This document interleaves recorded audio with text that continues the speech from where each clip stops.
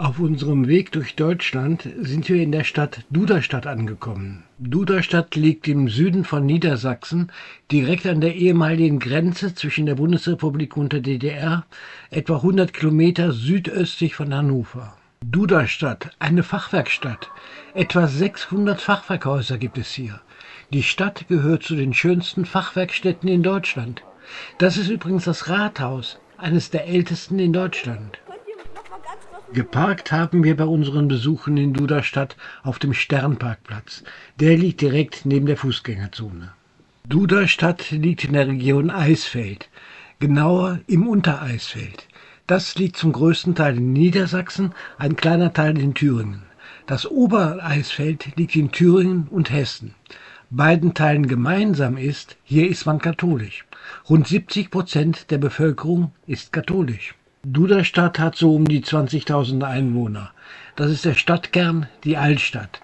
Fast alles Fachwerkhäuser aus verschiedenen Stilepochen. Woher kommt der Name Duderstadt? Hier heißt es, 3 Brüder gründeten die Stadt, konnten sich aber auf keinen Namen für die Stadt einigen. Da sagten der eine zum anderen, gib du der Stadt einen Namen. Nein, gib du der Stadt einen Namen. Gib du der Stadt einen Namen. So einigte man sich auf Duderstadt. 2 große Kirchen gibt es in der Altstadt. Das ist die eine, St. Servatius. Und das ist, hier im katholisch geprägten Eisfeld, eine evangelische Kirche. Die Kirche wurde zwischen 1370 und dem 15. Jahrhundert gebaut. Die Kirche hat mehrfach die Konfession gewechselt. Mal war sie katholisch, mal evangelisch.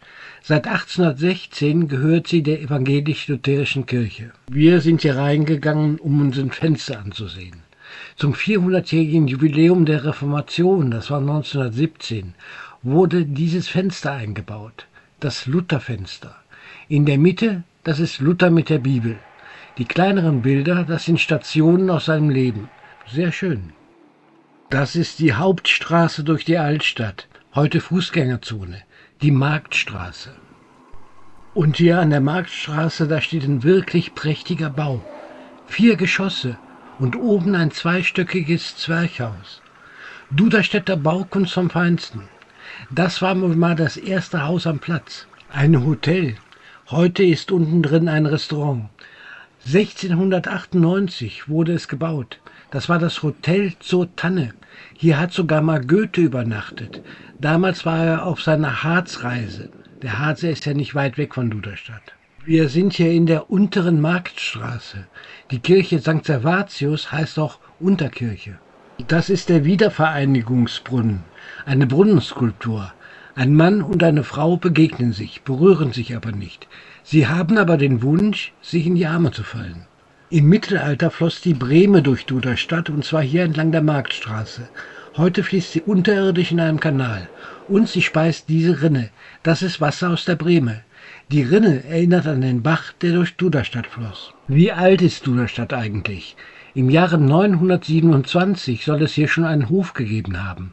Den nämlich hat König Heinrich I. seiner Frau geschenkt. Duderstadt hat dann lange Zeit zu Quedlinburg gehört. Im Jahr 1247 bekam Duderstadt Stadtrechte. Dann hat man über 400 Jahre zum Kurfürstentum Mainz gehört. Und dann kamen die Preußen. Ab 1802 gehörte Duderstadt zum Königreich Preußen. Sieht schon klasse in diesen Nebenstraßen aus. Duderstadt hat sein überwiegend mittelalterliches Stadtbild mit Fachwerkhäusern bewahren und erhalten können. In solcher Geschlossenheit ist das nur selten zu finden. Und das, obwohl es hier öfter gebrannt hat. 1424 zum Beispiel ist ein großer Teil der Stadt abgebrannt. 340 Häuser mussten damals neu gebaut werden. Aber es hat noch öfter hier gebrannt. Fachwerk eben. Jedes Mal wurden etliche Wohnhäuser vernichtet. Aber sie wurden wieder aufgebaut. Und zwar als Fachwerkbauten. Sieht fantastisch hier aus. In den 1990er Jahren wurde hier vieles saniert.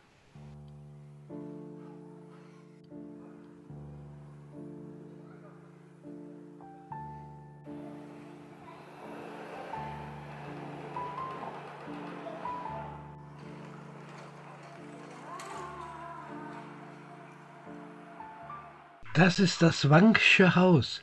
Hier gibt es geschnitzte Köpfe als Dekoration. Das da ist wohl die längste Zunge in Deutschland, oder? Fantastisch. Aber schaut euch mal die anderen geschnitzten Köpfe an. Das nenne ich mal Meisterarbeit.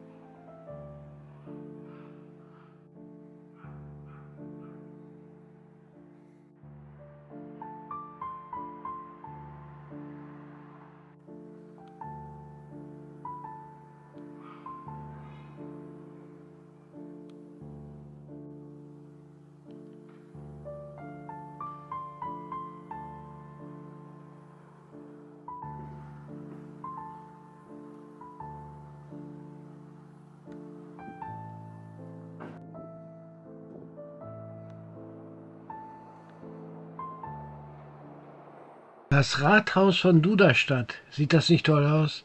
Der Kern des Gebäudes ist aus Sandstein. Das Haus wurde um 1302 gebaut. Ein zweistöckiges Kaufhaus. Im Erdgeschoss, da war eine Halle, da fand der Markt bzw. der Verkauf oder der Handel statt. Darüber war ein Bürgersaal. Das Fachwerkgeschoss darüber wurde im 16. Jahrhundert gebaut. 3 Türme, Giebel und Erker. Das Rathaus wurde mehrfach erweitert, aber irgendwie passt alles zusammen. Den Aufgang zur Laube mit den lebensgroßen Figuren, den baute man so etwa im 15. Jahrhundert. Das Rathaus ist heute eine sogenannte Erlebnisstation. So, und jetzt geht es mit dem Fahrstuhl rauf in die Geschichte. Und dazu fahren wir mit dem Fahrstuhl ganz nach oben. Wir fahren rauf ins 3. Obergeschoss. Und von da geht's in den Dachstuhl.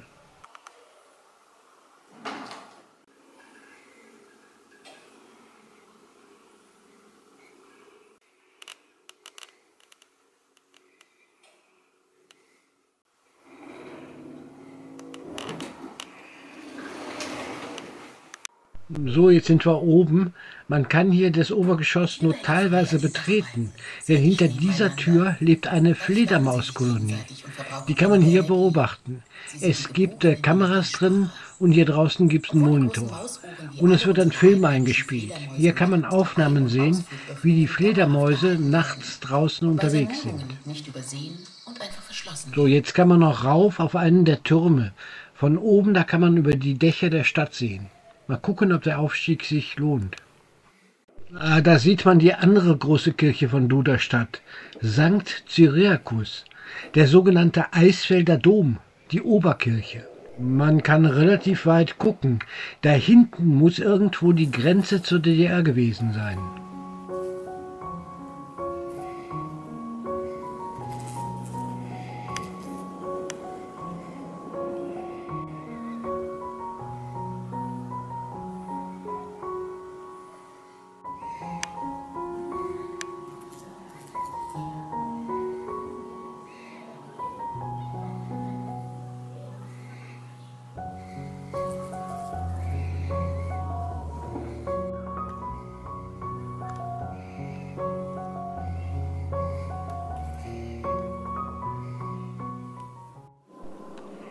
Da unten, da ist die Marktstraße. Und da hinten, das ist St. Servatius, die Unterkirche, da wo wir eben drin gewesen sind. Dann gibt es hier oben noch einen Bereich, in dem die Geschichte und der Bau vom Rathaus erklärt werden und etwas zur Stadtgeschichte. Im 2. Obergeschoss, da geht es um die Schützengesellschaft.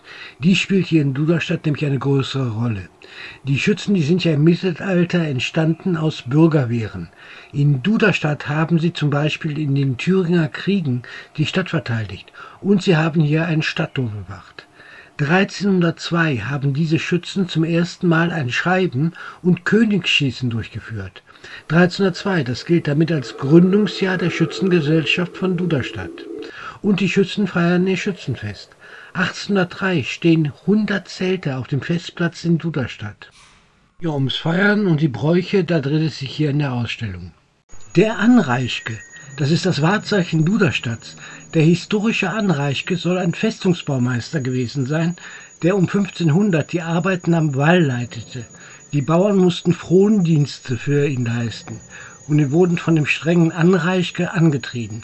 Es gibt ihn als überlebensgroße Figur, die zeigt sich zum Duderstadtlied alle 2 Stunden im Rathausdom. Inzwischen sind wir im Keller, in den Gewölben. Hier gibt es die Salzkammer, hier geht es ums Bierbrauen, hier gibt es den Weinkeller und die 4-Mann-Stube. In der 4-Mann-Stube, da waren 4 Männer, die jeder einen Schlüssel für die Steuergeldtruhe hatten. Man brauchte alle 4 Schlüssel, um die Truhe zu öffnen. Das sollen die Unterschriften der Männer sein. Die 4-Mann-Stube, die gab es vom 15. bis ins 18. Jahrhundert. Und das ist die Schatztruhe, die städtische, die man nur mit 4 Schlüsseln öffnen konnte.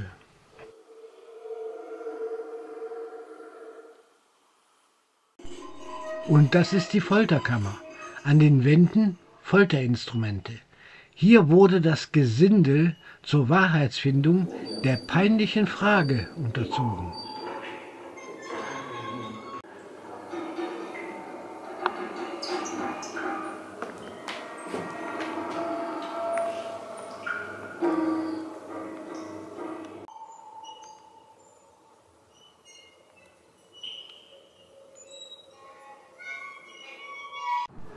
Das ist wieder die Marktstraße.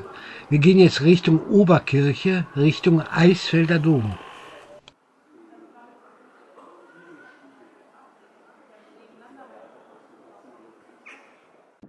Die Mariensäule, das ist eine Pestsäule, im Jahr 1711 aus Dankbarkeit errichtet, weil man aus der Pest errettet worden war. Mitten in der Fachwerkstatt, das Steinerne Haus, das ist das Stadthaus eines ehemaligen Zisterzienserinnenklosters. Das Hessische Haus, ein 4-geschossiges Fachwerkhaus, 1620 gebaut. Heute ist das Tabaluga-Haus, ein lokales großes Unternehmen, und Peter Maffei haben das Haus entwickelt. Hier können Gruppen mit Kindern und Jugendlichen und ihre Betreuer ein paar Tage Ferien in Duderstadt machen. Inzwischen sind wir an der größten Kirche in Duderstadt angekommen, dem Eisfelder Dom. 1250 hat man mit dem Bau angefangen. Erst hatte die Kirche nur einen Turm, später baute man einen zweiten dazu. Der Altar, der stammt aus dem Jahr 1500. Aber schaut euch mal die Pfeilerfiguren an. Gewaltig, die sind lebensgroß. Matthäus und Matthias, Paulus, Jakobus, Thomas, Philippus, Petrus, Johannes, also die 12 Apostel und noch einige mehr.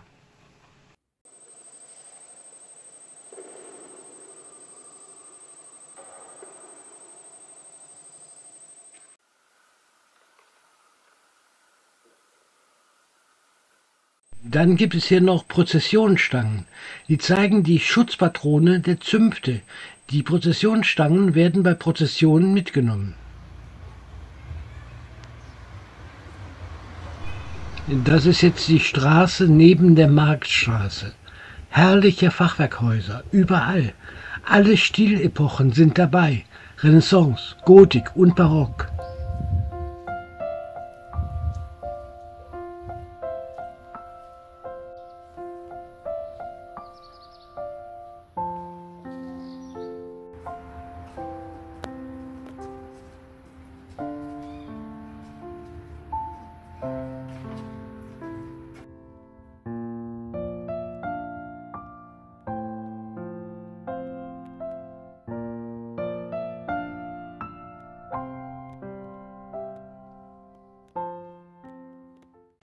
Wir kommen zu einer weiteren sogenannten Erlebnisstation hier in Duderstadt, dem Westerturm, ein Stadttor, das zur Stadtmauer gehört. Achtet mal auf das Dach, die Drehung der Turmspitze. Die Legende sagt, der Teufel wollte die Männer zum Trinken verführen. Die Duderstädter Frauen vertrieben den Teufel und der wollte sich bei seiner Flucht am Turmknau festklammern. Dabei riss er mit Schwung die Spitze herum, dann verschwand er. In Wirklichkeit ist das einfach nur eine Fehlkonstruktion oder Absicht, weiß man nicht. Im Turm, da gibt es sogenannte sprechende Steine. Man drückt einen Knopf an einem der Steine und dann wird etwas zur Geschichte der Stadtverteidigung erzählt. Interessant. Zu den Schützen gibt es ja auch einen Raum. Da geht es um das Königsschießen. Das kann man selber mal probieren. Also ich habe einmal den Vogel abgeschossen und einmal habe ich mit einer 9 ein Schwein gewonnen. Ach, das war mal ganz unterhaltsam. Hier geht's jetzt raus auf die Stadtmauer. Die kann man ein Stück entlang laufen.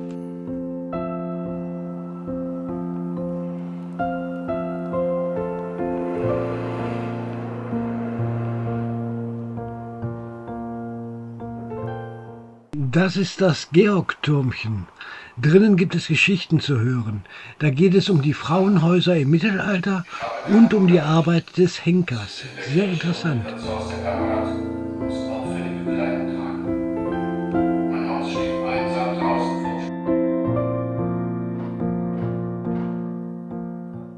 Zurück zum Westerturm. Hier kann man jetzt raufsteigen. Da geht es über ein Metallgerüst und über Treppen.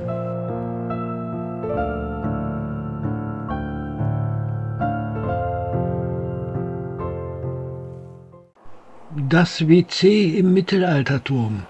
Ja, damals saß man sozusagen draußen. Das ist jetzt mal ein Blick nach unten. Da ist der Durchgang unter dem Stadttor.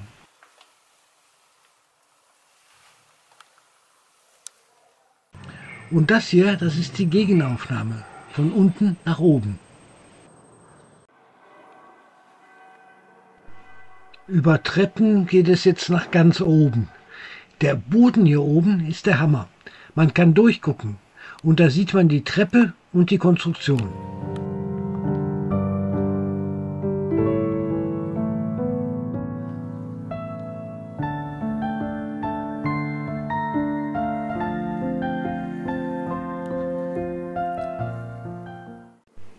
Das ist der Dachstuhl, der dann die gewundene Spitze ergibt.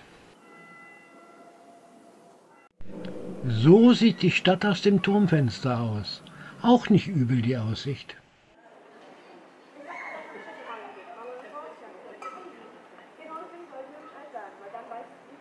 Das war der Westerturm. Da hat man echt was draus gemacht. Klasse.